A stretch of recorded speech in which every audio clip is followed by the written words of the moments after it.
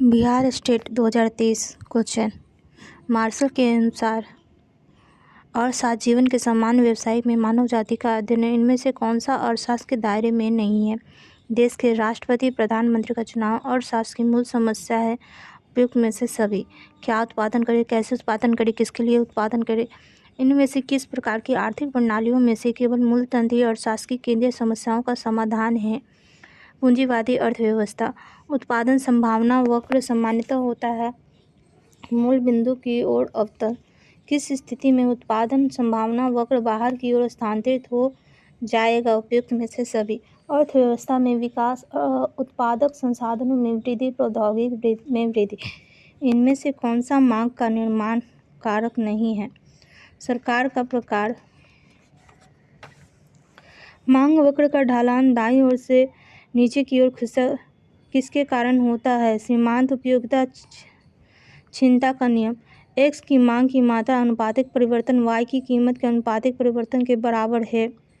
मांग की क्रॉस लोच। सीमांत उपयोगिता हास नियम के अनुसार जब सीमांत उपयोगिता शून्य होती है तो कुल उपयोगिता होती है अधिकतम।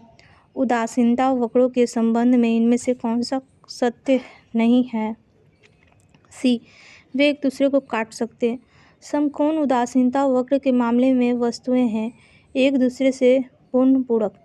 किसी वस्तु का आपूर्ति वक्र है दाहिने ओर ऊपर की ओर ढलान। सम उत्पाद वक्र है मूल बिंदु की ओर उत्तल। निर्माता उस बिंदु पर संतुलन में होगा जहां सम लागत रेखा आइसोक्वांट को स्पर्श करता है। लघु अवधि उत्पादन फलन के नाम से भी जाना जाता है। परिवर्तनीय अनुपात का नियम। परिवर्तनीय अनुपात के नियम के तहत होने पर कुल उत्पाद अधिकतम होता है जब सीमांत उत्पादक होता है शून्य। दीर्घकालीन औसत कुल लागत वक्र तस्तरी के आकार के होने का कारण क्या होता है? बी, पैमाने की अर्थव्यवस्था और विसंगतियाँ।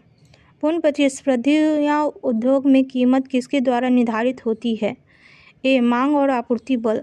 एक एकाधिकारवादी दीर्घावधि में किस प्रकार का लाभ कमा सकते हैं? बी, अति सामान्य लाभ। इनमें से कौन सा कथन सत्य है? डी, उपयुक्त सभी। उत्पादक विभेदन एकाधिकारवादी प्रतिस्पर्धा की एक विशेषता है। डुओपोली मॉडल में दो विक्रेता होते हैं। एक एकाधिकारवादी के पास आपूर्ति वक्र नहीं होता है। कुर्नो के डुओपोलिस्ट मॉडल के तहत डुओपोलिस्ट द्वारा क्या परिवर्तन किया जाता है? उत्पादन। किंग्ड मांग वक्र की परिकल्पना किसके द्वारा प्रस्तुत की गई थी? PM स्विजी द्वारा। किंगट मांग वक्र अनुरूप सीमांत राजस्व वक्र है टूटने वाला। इनमें से कौन सा सत्य नहीं है? इनमें से कोई सत्य नहीं है। उत्पादन के कारकों की मांग है व्युत्पन्न मांग। लगान किसके अधिशेष के रूप में उत्पन्न होता है? उत्पादन लागत। वेतन और निर्धारण के आधुनिक सिद्धांत में मजदूरी किसके द्वारा निर्धारित किया जाता है? श्रम की मांग और आपूर्ति। वेतन निर्धारण के सामूहिक सौदेबाजी की स्थिति में सौदेबाजी होती है एकाधिकारी और क्रेता एकाधिकार के बीच। लाभ का नव परिवर्तन सिद्धांत किसके द्वारा प्रतिपादित किया गया है? जे स्मिटर द्वारा। निम्नलिखित में से कौन सा प्रवाह आय के चक्रीय प्रवाह में शामिल है? ए, बी दोनों। वास्तविक प्रवाह, पूंजी प्रवाह। निम्नलिखित में से कौन सा मध्यवर्ती वस्तु का उदाहरण है? डी, पुलिसिंग में प्रयुक्त वाहन। मंदी के अवधि के दौरान कुल मांग में कमी का कारण होता है अनैच्छिक बेरोजगारी। आय निर्धारण के किन्सियस सिद्धांत में निवेश है बहिर्जात। पूंजी अंतर्सूची की सीमांत दक्षता में एक आवक परिवर्तन से होता है समग्र मांग में कमी। जब मुद्रा की आपूर्ति समान रहती है तो धन की मांग में वृद्धि होती है तो से ब्याज दर में वृद्धि करते हैं। निम्नलिखित में से कौन फिएट मनी है? बी, सरकार द्वारा जारी मुद्रा की जो किसी भौतिक वस्तु द्वारा समर्पित नहीं है। उपयुक्त चित्र रेखा में डी मुद्रा की मांग में कैम्ब्रिज समीकरण विनिर्देश का एक चित्रमय प्रतिनिधित्व प्रदान करती है। पी, मूल्य स्तर। एम, नामिक मुद्रा स्टॉक की मांग है। वाई, वास्तविक GDP और के खर्च का अनुपात है जिसे लोग नामिक मुद्रा शेष रखते हैं। रेखा डी का ढलान क्या है? D 1/ky। द्विविभाजन सिद्धांत के अनुसार नाम मात्र चर लंबे समय से वास्तविक चर को प्रभावित नहीं करते हैं। भारतीय अर्थव्यवस्था के धन आपूर्ति को कम करने के लिए आरबीआई कर सकता है सरकारी बॉन्ड बेचना। यदि ब्याज दर गिरती है तो इसकी संभावना होगी कि कुल मांग में वृद्धि। मुद्रा के क्रोएशियन सिद्धांत में ब्याज दर और बॉन्ड की कीमतें होंगी। डी सकारात्मक रूप से संबंधित और नकारात्मक रूप से संबंधित। भारतीय रिजर्व बैंक निम्नलिखित में से किसे बैंक दर का ऋण देता है? वाणिज्य बैंक। वह ब्याज दर जो बैंकों को अपनी अल्पकालिक अतिरिक्त तरलता को भारतीय रिजर्व के बैंक के पास जमा करने को मिलती है कहलाती है रिवर्स रेपो दर। भारतीय रिजर्व बैंक की मौद्रिक नीति निम्नलिखित में से किस मुद्रास्फीति सूचांक को लक्षित करती है? सी उपभोक्ता मूल्य सूचांक CPI संयुक्त। निम्नलिखित में से कौन सा भारतीय रिजर्व बैंक की मौद्रिक नीति का साधन है? डी सीमांत स्थायी सुविधा बैंक दर, रेपो दर, ओपन मार्केट ऑप्शन OMO।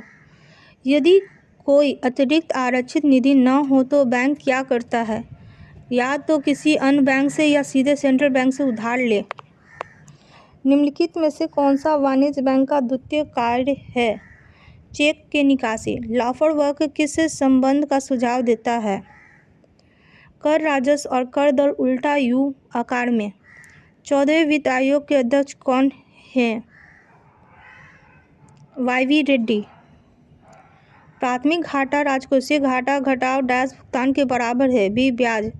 पूर्ण प्रतिस्पर्धा के तहत कर के बोझ को खरीदार पर स्थानांतरित करना निम्नलिखित में से किसके द्वारा निर्धारित किया जाता है? मांग और आपूर्ति की लोच। सार्वजनिक व्यय पर वाइजमैन पीकॉक परिकल्पना निम्नलिखित में से किस तत्व से बनी है? डी सहयोग उपयुक्त सभी। विस्थापना प्रभाव, एकाग्रता प्रभाव, निरीक्षण प्रभाव। निम्नलिखित में से कौन सा कमोडिटी टैक्स नहीं है? निगम कर। किसी शहर में प्रवेश करने पर माल पर लगाया जाने वाला शुल्क है। चुंगी। शिक्षा इसका उदाहरण है। योग्यता वस्तु। कौन सा टैक्स दूसरे पर स्थानांतरित नहीं किया जा सकता? संपत्ति कर। 15वें वित्त आयोग की रिपोर्ट के अनुसार केंद्रीय करों के राज्य की हिस्सेदारी कितनी है? 41%। भारत की GST किस वर्ष लागू किया गया? 2017 में। भारत में कृषि आयकर राजस्व निम्नलिखित में से किस सरकार को जाता है? राज्य सरकार को। कौन सा आर्थिक सिद्धांत सुझाव देता है कि अविकसित देशों को विदेशी वस्तुओं पर निर्भरता कम करने के लिए अपने आंतरिक बाजारों और उद्योगों को विकसित करने पर ध्यान केंद्रित करना चाहिए? आयात प्रतिस्थापना। निम्नलिखित में से कौन सा सतत विकास लक्ष्यों के SDG द्वारा अंतर्निहित की गई श्रेणियों में से एक नहीं है? राष्ट्रीय सुरक्षा। लॉरेंज वक्र का उपयोग करके गुणांक की गणना कैसे की जाती है? यह लॉरेंज वक्र और विकर्ण रेखा के बीच के क्षेत्र और लॉरेंज वक्र के अंतर्गत पूरे क्षेत्र का अनुपात है। राज्य के हस्तक्षेप का कौन सा दृष्टिकोण सार्वजनिक वस्तुओं और सेवाओं को प्रदान करने पर महत्व पर जोर देता है? हस्तक्षेपवादी दृष्टिकोण। आर्थिक विकास के संदर्भ में जनसांख्यिकी लाभांश शब्द का क्या अर्थ है? युवा और बढ़ती कामकाजी उम्र वाली आबादी आर्थिक लाभ प्राप्त होता है। रेगनर नर्कस के अनुसार देश गरीबी के दुष्चक्र से कैसे मुक्त हो सकते हैं? सी उच्च बचत, निवेश और बुनियादी ढांचे के विकास को बढ़ावा देने वाले नीति को लागू करके। निम्नलिखित में से कौन राष्ट्रीय व आर्थिक विकास के चरणों का हिस्सा नहीं है? उत्तर औद्योगिक समाज। एडम स्मिथ के अनुसार अर्थव्यवस्था में अदृश्य हाथ क्या है? बाजार सामान्य भलाई को बढ़ावा देने के लिए स्वरुचि वाले व्यक्तियों को मार्गदर्शन करता है।